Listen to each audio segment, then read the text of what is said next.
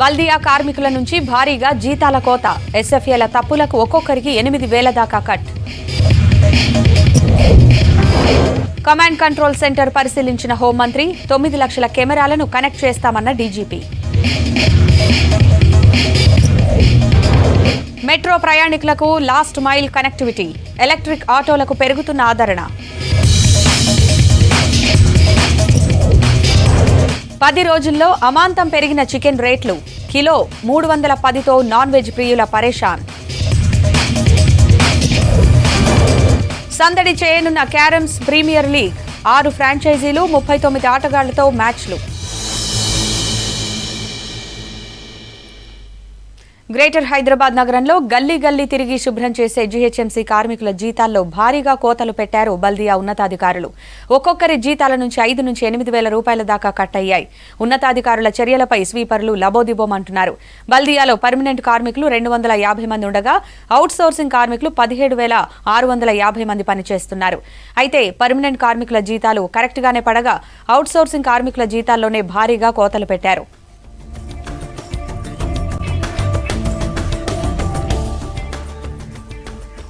ఎస్ఎఫ్ఏలు field మీదకు వెళ్లి కార్మికులు డ్యూటీకి వచ్చినప్పుడు డ్యూటీ పూర్తయ్యాక 2 సార్లు అటెండెన్స్ తీసుకోవాలి. కానీ బయోమెట్రిక్ మిషన్లు ఓపెన్ చేయకుండా ఫీల్డ్కు వెళ్లకుండా చాలా మంది ఎస్ఎఫ్ఏలు ఇళ్లలోనే ఉండి ఆపరేట్ చేసినట్టు బల్దియా కమిషనర్ లోకేష్ కుమార్ దృష్టికొచ్చింది. కొందరు కార్మికుల వేలిముద్రలు మ్యాచ్ కాకపోవడం, మరికొందరు కార్మికులు షిఫ్ట్ సమయంలో అటెండెన్స్ ఇచ్చి త్వరగా వెళ్లిపోయారని అధికారులు అనుమానిస్తున్నారు. ఇలా వేర్వేరు కారణాలతో కార్మికులు పనిచేసినా వాళ్లకి అటెండెన్స్ వేసి జీతాలు కట్ చేశారు. ఎస్ఎఫ్ఏలు చేసిన తప్పులకు తమను బలి చేయడం అన్యాయమంటున్నారు కార్మికులు. ఈ 5.5 సంవత్సర కాలంలో ఒక్కొక్క మిషను తక్కువలో తక్కువ 5 సార్లు రిపేర్కి పోయింది, ఎక్కువ 20 సార్లు రిపేర్కి పోయింది. ఈ విషయాన్ని సంబంధిత అధికారుల దృష్టికి కూడా ఎప్పటికప్పుడు తీసుకుపోతున్నా కానీ ఆ మిషన్ల యొక్క నాణ్యతలో లోపాలున్నాయని చెప్పి ప్రయోగాత్మకంగా తెలిసింది. ప్రతి రిపేర్కు పోయినప్పుడల్లా 2 నుంచి 3,000 రూపాయలు, ఒక్కోసారి 5,000 రూపాయలు కూడా వాళ్ళు తీసుకోవడం జరుగుతుంది. హాజరు తీసుకోకుంటే బయోమెట్రిక్ ద్వారా హాజరు పడదు, జీతం రాదని ప్రతి ఒక్క స్వీపర్కి తెలుసు, కామాటికి తెలుసు, సూపర్వైజర్కి తెలుసు, ఎస్ఎస్కి తెలుసు, జవాన్కి తెలుసు. గత 20 రోజుల నుంచి మిషన్లు పనిచేస్తలేవని చెప్పి మిషన్లు పాడవుతున్నాయి, బయోమెట్రిక్ అటెండెన్స్ తీసుకుంటలేదు, నెట్వర్క్ సరిగా ఉండలేదు, నాన్ అథెంటింగ్ అని ఇటువంటి సమస్యలతో కూడా సతమతం అవుతున్నారు. మా యొక్క ఒకటే వినతి, మాది రిక్వెస్ట్ ఏమంటే ఎంత తొందరగా అయితే అంత తొందరగా జీతాలు కట్ కాకుండా లేబర్కు జీతాలు వేయాలని మా వినతి. ఎందుకంటే ఎండాకాలం ఉన్నది, పొద్దున అటెండెన్స్ కూడా 6:30 వరకు తీసుకోమన్నా కానీ 6:30 చేయలేదు. 11:30 నుంచి 12 గంటల లోపల మధ్యాహ్నం అటెండెన్స్ తీసుకోమన్నా ఆ పని చేయలేదు. ఎండలో నానా విధాలుగా అనుభవిస్తూ ఎండ దెబ్బలకు పడిపోతున్నారు, ఆరోగ్యం దెబ్బతింటున్నది. వారు నగరాన్ని శుభ్రం చేస్తున్నటువంటి విషయాన్ని మీరు దృష్టిలో పెట్టుకొని మానవతా దృక్పథంతో మీరు ఖచ్చితంగా ఈ నిర్ణయాలు తీసుకొని మరో 3 నెలల్లో కమాండ్ కంట్రోల్ సెంటర్ ప్రారంభిస్తామన్నారు హోంమంత్రి మహమూద్ అలీ. 585 కోట్ల ఖర్చుతో నిర్మిస్తున్న ఈ సెంటర్ అడ్వాన్స్డ్ టెక్నాలజీతో పనిచేస్తుందన్నారు. కమాండ్ కంట్రోల్ సెంటర్ ప్రారంభంతో పోలీస్ శాఖ మరింత బలోపేతమవుతుందని తెలిపారు.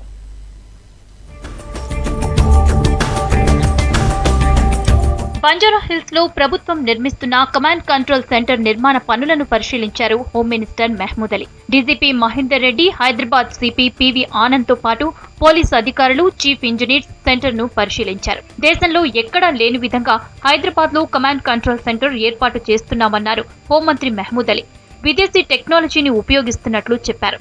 ఇప్పటికీ 95% పనులు పూర్తయ్యాయన్న హోంమంత్రి మరో 3 నెలల్లో సెంటర్ ప్రారంభమవుతుందని తెలిపారు. కమాండ్ అండ్ కంట్రోల్ విజిట్ చేశారు. ఇది 95% కంప్లీట్ అయింది. ఇండియాలో అంటే కొత్త స్టేట్ మా తెలంగాణ స్టేట్ ఉంది. ఇది కమాండ్ అండ్ కంట్రోల్ అంటే మా సీఎం గారు విజన్ ఉంది. ఎందుకంటే ఇది కమాండ్ అండ్ కంట్రోల్ ఇండియాలో ఎక్కడ లేదు, ఏ స్టేట్లో లేదు.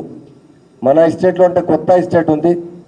స్టార్టింగ్లో అంటే ల్యాండ్ ఆర్డర్లో చాలా డౌట్ ఉంది అందరికీ. మా పోలీస్ చాలా బాగా పనిచేసినారు. మా పోలీస్ డిపార్ట్మెంట్ గురించి చాలా శుభాకాంక్షలు చెప్తున్నారు. రాష్ట్రంలో 9,21,000 సీసీ కెమెరాలు ఉన్నాయన్నారు డీజీపీ మహేందర్ రెడ్డి. ఇవన్నీ కమాండ్ కంట్రోల్ సెంటర్ కు లింకేజ్ చేస్తామన్నారు. ఇక్కడ ఒకేసారి 1,00,000 కెమెరాలు చూసే టెక్నాలజీ ఉంటుంది. Hyderabad CP office, technology fusion centre, emergency response system, dial 100 war room తో పాటు రాష్ట్రంలో అన్ని పోలీస్ విభాగాలను మానిటర్ చేయడానికి సెంటర్ ఆఫ్ ఎక్సలెన్స్ ని ఇక్కడే ఏర్పాటు చేస్తామన్నారు డీజీపీ. ఈ రోజు ఏదైతే మనం లక్ష్యం పెట్టుకున్నామో 10 లక్షల సీసీటీవీ కెమెరాలు తెలంగాణలో ఉండాలి అని, ఈ రోజు 9.21 లక్షల సీసీటీవీ కెమెరాలను మనం చేరుకోగలిగాం. అయితే ఈ మొదటి సంవత్సరంలో నిర్ణయించుకున్నటువంటి ఆ లక్ష్యానికి అనుగుణంగా ఒకసారి ఈ సీసీటీవీ కెమెరాలు ఏర్పరిచిన తర్వాత వాటన్నిటిని కూడా ఒక దగ్గర నుండి మనం వ్యూ చేయడానికి బ్యాక్ ఎండ్ లో డేటా అనలిటిక్స్ అని కూడా వాడి కావలసినటువంటి ఇంటెలిజెన్స్ వ్యవస్థని మనం ఇక్కడ రూపొందించి మొత్తం భారతదేశంలో ఎక్కడ లేని విధంగా కమాండ్ కంట్రోల్ సెంటర్ లో మ్యూజియం ఏర్పాటు చేసి రాష్ట్రంలో పోలీసుల పనితీరును సామాన్య జనానికి తెలియజేస్తామన్నారు పోలీస్ ఉన్నతాధికారులు. హైదరాబాద్ జీహెచ్ఎంసీ హెడ్ ఆఫీస్ ముందు ఆందోళన చేశారు పాత బస్తీకి చెందిన మహిళలు. తమ ప్రాంతాన్ని ప్రభుత్వం పట్టించుకోవడం లేదని ఆరోపించారు. తమ కాలనీల్లో ఎన్నో సమస్యలున్నాయని, వెంటనే వాటిని పరిష్కరించాలని డిమాండ్ చేశారు. लास्ट 2017 से जब भी फ्लड आ रहा, केटीआर साहब जो है 3 करोड़ 60 लाख रुपए रिटर्निंग वाला सैंक्शन दिए जनरल बजट में, जो इसको एससी प्रोजेक्ट दत्तू पंतु है। मैं पिछले 2 साल से एससी प्रोजेक्ट दत्तू पंतु को, जीएचएमसी कमिश्नर को, जोनल कमिश्नर को कई बार रिप्रेजेंटेशन दिया, दे के बोला कि देखो साहब ये ऑलरेडी काम कर रहे हैं, आप लोग सेफ्टी प्रिकॉशन नहीं ले रहे, बारिश आ जाएंगी तो हमारे 200-250 घर पूरे तबाह हो जाते, धोबी घाट, सादात नगर, माला का चिल्ला। और जब भी ये थर्ड टाइम हो गया, अभी कोई कंपनसेशन नहीं। ईद का दूसरे दिन बारिश हुई, जिसकी बाइक चले गए, गाड़ी चले गया, ऑटो चले गए, कार डूब गया, उसमें कोई जहेज का सामान, कई लोगों के तो नए घर में शादी था, पूरे गरीब लोगों का पूरा शादी का सामान चला गया। हमारी बच्ची की शादी थी, अगले महीने में शादी है, उसका तकरीबन 4-5 लाख का सामान ला के रखे, पूरा जले बेकार हो गया। हमारे दोनों भाइयों का भी जहेज चले गया, फ्रिज, वॉशिंग मशीन, वो दोनों फर्नीचर, इनके बेटी का पूरा हमारे भाई छो ना हो 2 बार चले गया, 2 बार जहेज कर ला के रखे पूरा सामान। हमारा जो नुकसान है वो नुकसान बनना, जो नाले का काम है नाले का काम करना, पानी का करना, बाइक का नुकसान हुए, घर चले गए, चावल चले गए, ईद के दूसरे दिन पूरी तबाही हो गई हम लोगों ने, तो हम फिर क्या करेंगे? पूरा नुकसान हो गया। 5 साल से पानी आ रहा, घर में कोई मदद कर रहा है ना कोई कर रहा है, एक बच्चा कमा पूछने वाले नहीं है। माँ 2 साल से ऐसी चोरा, साल से ऐसी चोरा, मरते मरते बच्चे हम ना तीनों, पूरा 30,000 का सामान चलेगा, अलमारी मेरा पलंग बत्ती का सामान पूरा चले गया, पूरा अनाज चले गया, हमारा महीने का पूरा अनाज चलेगा, 32 किलो चावल, 30,000 का नुकसान है। कौन भरते? आप लोग जिम्मेदार होते क्या? होते आप लोग जिम्मेदार लेते, आप लोग उपयोग का। మెట్రో ప్రయాణికుల కోసం ఫస్ట్ అండ్ లాస్ట్ మైల్ కనెక్టివిటీపై దృష్టి పెట్టింది మెట్రో రైల్ సంస్థ. కోవిడ్ వల్ల మెట్రో రైల్ ప్రాజెక్టుకు భారీగా నష్టం వచ్చింది. అయితే మళ్లీ మెట్రో వైపు ప్రయాణికులను ఆకర్షించేందుకు తక్కువ ధరలో మెట్రోకు అనుబంధంగా ఎలక్ట్రిక్ ఆటోలను అందుబాటులోకి తెచ్చింది. పర్యావరణ హితమైన ఈ ఆటోలకు జనం నుంచి మిక్స్డ్ రెస్పాన్స్ వస్తోంది.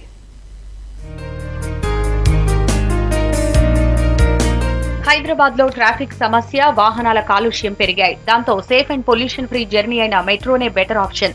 మెట్రో రైల్లో ప్రయాణం చేసిన తర్వాత ఆ స్టేషన్ నుంచి గమ్యస్థానానికి చేరేలా ఎలక్ట్రిక్ ఆటోలు అందుబాటులోకి వచ్చాయి. ప్రజా రవాణా వ్యవస్థ సక్సెస్ కావాలంటే, విజయవంతం కావాలంటే దానికి అతి ముఖ్యమైనటువంటి విషయం ఫస్ట్ మైల్ లాస్ట్ మైల్ కనెక్టివిటీగా. అంటే మరి ఇంటి దగ్గర నుంచి బయలుదేరి ఎక్కడికైనా వెళ్ళేటప్పుడు, మీ డెస్టినేషన్కి వెళ్ళేటప్పుడు ఈ మెట్రో స్టేషన్ వరకు, తర్వాత మెట్రో స్టేషన్లో దిగిన తర్వాత అక్కడ నుంచి మళ్ళీ డెస్టినేషన్కి వెళ్ళే వరకు కూడా ఈ first mile last mile connectivity ఉంటే సక్సెస్ అవుతుంది. ఈ రోజున హైదరాబాద్ మెట్రోలో 2 కార్యాలయాల నుంచి, ఒకటేమో ఇక్కడ పెరేడ్ గ్రౌండ్స్ ఈ జంక్షన్ స్టేషన్ నుండి, ఒకటి అటు రాయదుర్గ్ స్టేషన్ నుండి ఈరోజు ప్రారంభించడం జరుగుతుంది. దీన్ని స్లోగా వారు ఇంక్రీజ్ చేసుకుంటూ వెళ్తారు. ప్రస్తుతం హైదరాబాద్ లో ప్రైవేట్ వాహనాలతో పోలిస్తే మెట్రో రైడ్ ఆటోలో ఛార్జీ తక్కువగా ఉందని అధికారులు చెబుతున్నారు. మెట్రో దిగిన వెంటనే ఎలక్ట్రిక్ ఆటోలు బుక్ చేసుకుని తక్కువ ఖర్చుతో గమ్యస్థానాలకు చేరవచ్చు. ఓలా, ఊబర్ తో పోలిస్తే ఈ ఆటోలకు తక్కువ ఫేర్ ఉండడంతో జనం నుంచి మంచి రెస్పాన్స్ వస్తోందంటున్నారు డ్రైవర్లు. ఓలా, ఊబర్ లాంటి వాటికి 100 నుంచి 150 రూపాయలు ఛార్జ్ అయితే ఈ ఆటోలకు 30 నుంచి 60 రూపాయల వరకే ఖర్చు అవుతున్నాయంటున్నారు ఈ auto drivers. Pollution free electric ఆటోల్లో ఎక్కేందుకు జనం ఆసక్తి చూపుతున్నట్టు చెబుతున్నారు. పర్ కిలోమీటర్ వచ్చేసి 12 రూపీస్ అవుతుంది స్టార్టింగ్, తర్వాత కిలోమీటర్ వచ్చేసి 5 రూపీస్ ఆర్ 6 రూపీస్ పడుతుంది. ఒక్కొక్క రైడ్కి వచ్చేసి షేర్ రైడ్కి వచ్చి 12 రూపీస్లో వెళ్తున్నారు. ఇక్కడ నుంచి జూబ్లీపల్లి స్టేషన్కి 12 రూపీస్లో వెళ్తున్నారు షేర్ రైడ్ అయితే. మామూలుగా నార్మల్ రైడ్ అయితే ప్రైవేట్లో బుక్ చేసుకుంటే మొత్తం ఆటోనే వాళ్ళే బుక్ చేసుకుంటారు. ప్రైవేట్ రైడ్ అయితే అందులో 3 మెంబర్స్ కూర్చోవచ్చు. ఆ 3 మెంబర్స్కి 40 రూపీస్ ఛార్జ్ చేస్తున్నారు. 40 రూపీస్ అవుతుంది. అదే షేర్లో 1 మెంబర్స్ ఆ 2 మెంబర్స్కి అయితే 12 రూపీస్ వస్తుంది 1 మెంబర్కి. 2 మెంబర్స్కి అయితేనేమో 70 రూపీస్ 50 పైసా వస్తుంది షేర్లో. కరోనాతో హైదరాబాద్ మెట్రో రైల్ తీవ్రంగా నష్టపోయిందని, తిరిగి రష్ పెంచేందుకు ఎలక్ట్రిక్ ఆటోలు ఉపయోగపడతాయంటున్నారు మెట్రో ఎండీ ఎన్వీఎస్ రెడ్డి. ఇప్పటి వరకు హైదరాబాద్ మెట్రో ద్వారా 3,000 కోట్ల నష్టం వచ్చినా మధ్యలో వదిలేయకుండా ఎల్ఎన్టీ నిర్వహిస్తోందని తెలిపారు. కరోనాకు ముందు ప్రయాణికుల సంఖ్య 4 లక్షలు ఉండేది. ప్రస్తుతం రోజుకు 2,70,000 మంది మెట్రోలో ప్రయాణిస్తున్నారని ఎన్వీఎస్ రెడ్డి తెలిపారు. మెట్రో దాదాపుగా 6 నెలలు మీ అందరికీ తెలుసు క్లోజ్ చేయడం జరిగింది. అది బంద్ చేసిన తర్వాత మనకి రోజుకి 80,000 లక్ష మంది ట్రావెల్ చేసే పరిస్థితి నుండి ఈరోజు రోజుకి 2,70,000 మంది మనకి ట్రావెల్ చేస్తూ ఉన్నారు. రోజు కూడా 5,000, 10,000 పెరుగుతూ ఉంది. మా ఉద్దేశం ఏంటంటే త్వరలోనే 4 లక్షలు ఇది వరకు ఎలాగైతే ఉందో రీచ్ అవుతామని, తర్వాత ఒక 2 సంవత్సరాల్లో 6 లక్షలు కూడా రీచ్ అవుతామని నమ్మకం అయితే మాకు ఉంది. ప్రస్తుతం ఎలక్ట్రిక్ ఆటోలను పరేడ్ గ్రౌండ్, రాయదుర్గం 2 స్టేషన్స్ నుంచి సర్వీసులు నడుపుతున్నారు. మొదట 1 కిలోమీటర్కు 10 రూపాయలు, ఆ తర్వాత కిలోమీటర్కు 6 రూపాయల చొప్పున ఛార్జ్ చేస్తున్నారు. బెంగళూరు బేస్డ్ మెట్రో రైడ్ సంస్థ బెంగళూరు, ఢిల్లీ, నోయిడాతో పాటు ఇప్పుడు హైదరాబాద్లోనూ ఈ ఆటోలను ఆపరేట్ చేస్తోంది. వీటిని మిగతా స్టేషన్లలోనూ అందుబాటులో ఉంచాలని కోరుతున్నారు ప్రయాణికులు. నేను ఐ థింక్ 1 టైం యూజ్ చేశాను మేము, కానీ ఫ్రీక్వెంట్గా ఉంటే బాగుంటుంది. సో ఇంకా కొంచెం అది ఎక్కువ చేస్తే మనకు చాలా యూజ్ అవుతుంది. అక్కడ నుంచి కానీ తార్నాక నుంచి ఇక్కడ ఈసెల్ వరకు కానీ ఎక్కడి నుంచైనా కొంచెం మినిమం మెయిన్ ఏరియాకి కాలనీస్కి అలా ఇంక్రీజ్ చేస్తే చాలా బాగుంటుంది. హైదరాబాద్ సిటీలో పెరుగుతున్న వాయు కాలుష్యం, పెట్రోల్ ధరలతో ఎలక్ట్రిక్ ఆటోలు ప్రత్యామ్నాయంగా మారుతున్నాయి. ఎస్సీ వర్గీకరణకు వ్యతిరేకంగా పోరాడిన మహనీయుడు పీవీ రావు అన్నారు మాల మహానాడు జాతీయ అధ్యక్షుడు చెన్నయ్య.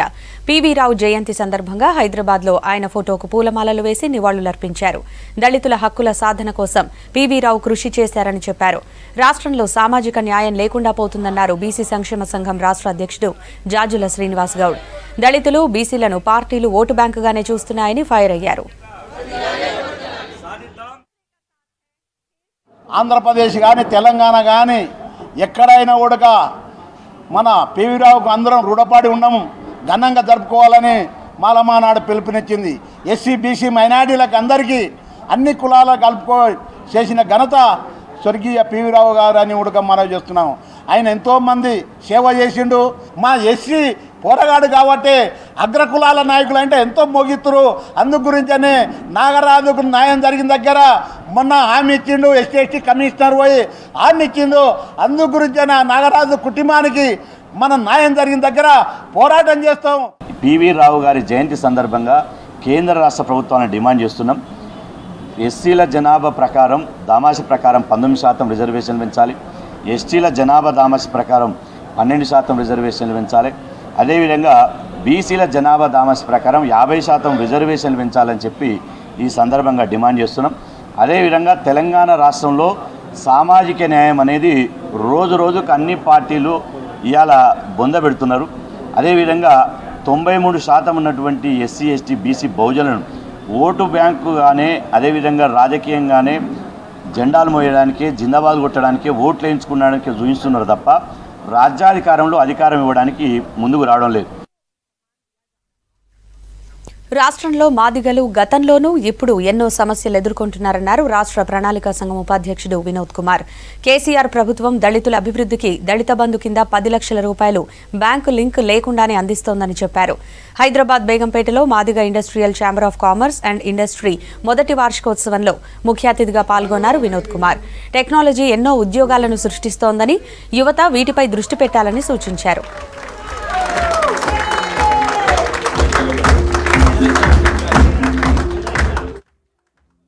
ఇప్పుడు మన ఎంటర్‌ప్రెన్యూర్‌షిప్ గురించి మనం ఈరోజు మీకు మాట్లాడుతున్న సందర్భంలో మనం సాధించిన విషయాలు వ్యవసాయము, అదేవిధంగా మరి కరెంటు తర్వాత సీఎం గారు మరి అనౌన్స్ చేశారు దళిత బంధు గురించి. ఇప్పుడు 2-3 కంపెనీస్ వాళ్ళు వచ్చారు. మేము with in short time we are going to take a policy, government is going to take a policy. వాళ్ళని పిలిపించి మనకు ఉన్నటువంటి దళిత బంధు ఎంటర్‌ప్రెన్యూర్స్కి ఈ పిల్లలు ఎవరైతే ట్రైనింగ్ అండ్ వాళ్ళకి ఇప్పించి we want to make them as a share holding, shares తీసుకున్నాను. వన్స్ ఒక మంచి పాలసీతోని గవర్నమెంట్ ఒక ఎంటర్‌ప్రెన్యూర్గా చేసే సందర్భంలో ఇలాంటి సమస్యలు వస్తాయి. కాబట్టి whenever teething troubles, I think your association, your organization should take all these aspects into consideration. You please help the young entrepreneurs. Hyderabad ఎంజీబీఎస్లో మిస్ అయిన బాలుడి కేసులో అఫ్జల్గంజ్ పోలీసులు విచారణ కొనసాగిస్తున్నారు.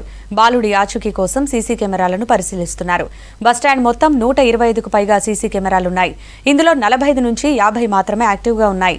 బాలుడిని పట్టుకునేందుకు కనెక్టింగ్ ఫుటేజ్ కోసం ప్రయత్నిస్తున్నారు. నిన్న తండ్రితో పాటు ఎంజీబీఎస్ బస్ స్టేషన్కు వచ్చాడు నవీన్ అనే బాలుడు. తండ్రి వాష్రూమ్కు వెళ్లి వచ్చేసరికి అతను కనిపించలేదు. పోలీసులు మిస్సింగ్ కేసు నమోదు చేసి గాలిస్తున్నారు.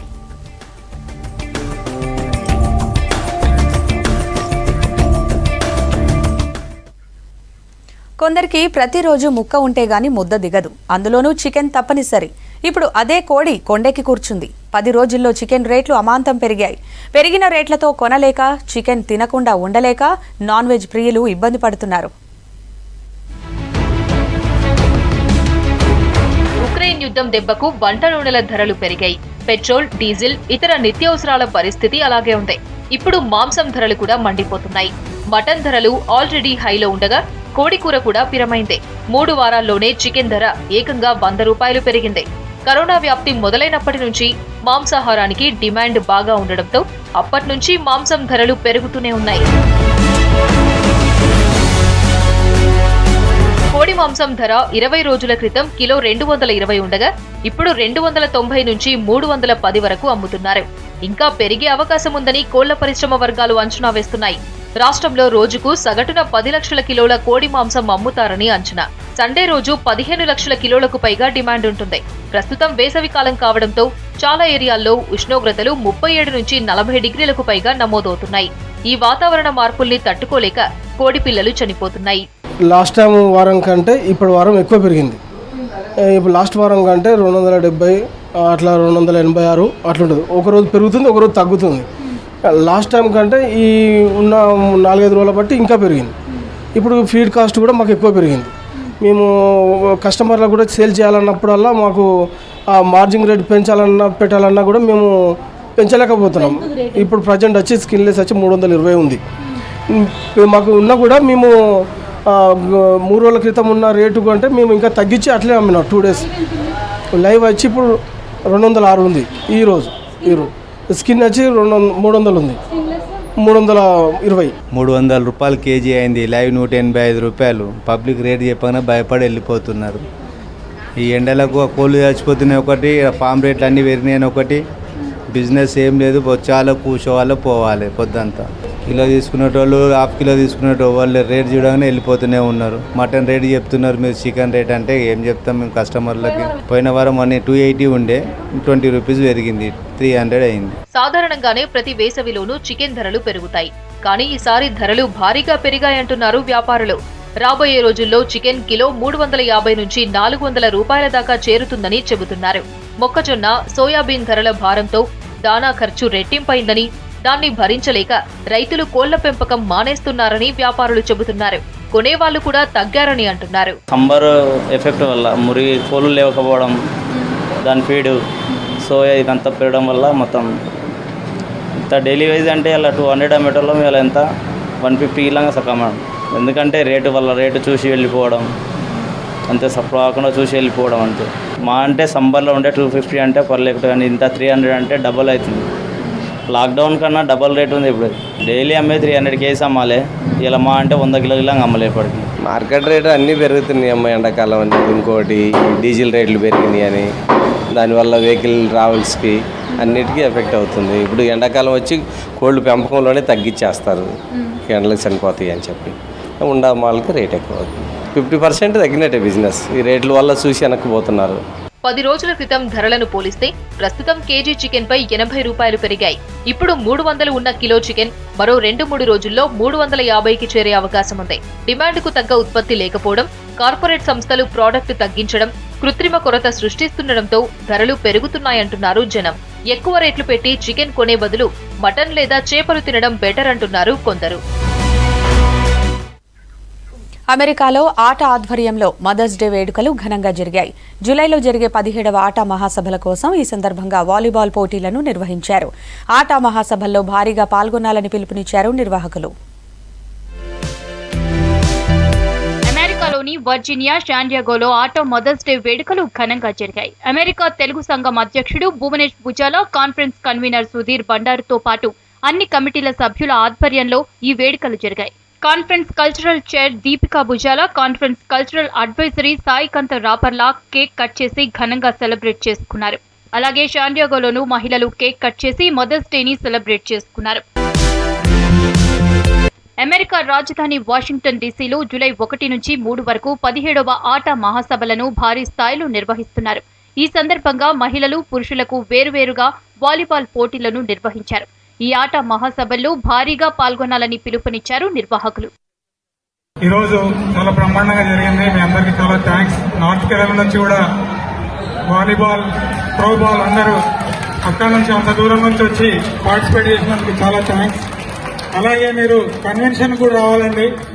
So we want to see you all in the convention as well. Not only you guys have to bring more people from there. ప్రతిష్టాత్మకంగా చేయబోతున్న ఈ యొక్క ఆట మహాసభలకు ఎంతమంది పెద్ద వాళ్ళు ఇండియా నుంచి వస్తున్నారు. రామ్ మిర్యాల, మంగ్లీ, తమన్, ఇళయరాజా, ఇంకా ఎంతో మంది. సో ఈ కాన్ఫరెన్స్ మొట్టమొదటిసారిగా మన ఊర్లో, మన క్యాపిటల్ సిటీలో జరగబోతుంది. మీ అందరి సమక్షంలో మీరందరూ ప్రతి ఒక్కరు కూడా ఇందులో పాల్గొని మన డీసీ యొక్క తెలుగు వారి గొప్పతనాన్ని ప్రపంచానికి చాటి చెప్పాలి. ఆట మహాసభల్లో దాదాపు 15,000 మంది తెలుగువారు హాజరయ్యేలా సన్నాహాలు చేస్తున్నారు. అమెరికాలోని అన్ని రాష్ట్రాల్లో ఉన్న తెలుగువారు ఈ కార్యక్రమాల్లో పాల్గొనాలని ఆట సభ్యులు విజ్ఞప్తి చేశారు. ప్లేయర్లకు సాయం చేయడంలో తెలంగాణ ప్రభుత్వం ఎప్పుడూ ముందుంటుందన్నారు రాష్ట్ర క్రీడా శాఖ మంత్రి Srinivas Goud. Sub junior throwball national championship poster, ట్రోఫీలను ఆయన ఆవిష్కరించారు. త్వరలో కొత్త స్పోర్ట్స్ పాలసీని తీసుకొస్తున్నామని చెప్పారు. ఈ నెల 28 నుంచి 30 వరకు సికింద్రాబాద్ DAV స్కూల్ గ్రౌండ్లో మెగా ఈవెంట్ జరుగుతుందన్నారు Telangana throwball association president Naveen Yadav. పోటీల్లో వివిధ రాష్ట్రాలకు చెందిన 23 గర్ల్స్, 23 బాయ్స్ టీంలు పాల్గొంటాయని చెప్పారు.